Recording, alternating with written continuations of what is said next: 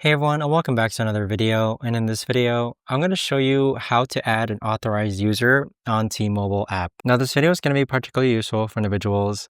Let's say that you want to go ahead and add your family member as an authorized user so that they can make some changes to your T-Mobile account. How do you actually go ahead about doing so? Now, this video is going to be short, sweet, and simple, guys. There's not going to be a lot of steps involved.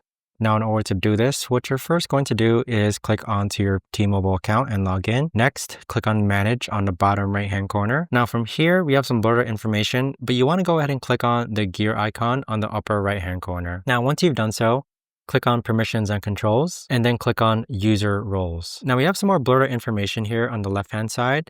But next to the user you want to go ahead and add as an authorized user, you can click on Edit and change their role, or you can click on Add a new authorized user on the bottom hand side. But there you have it, guys. That right there is the best and easiest way that I know of to actually go ahead and add a new authorized user to your T-Mobile account app. If you guys know of a better or easier way to actually do this, let me know in the comments down below. I would love to know. Thanks so much for watching, everyone, and I'll see you guys all in the next video.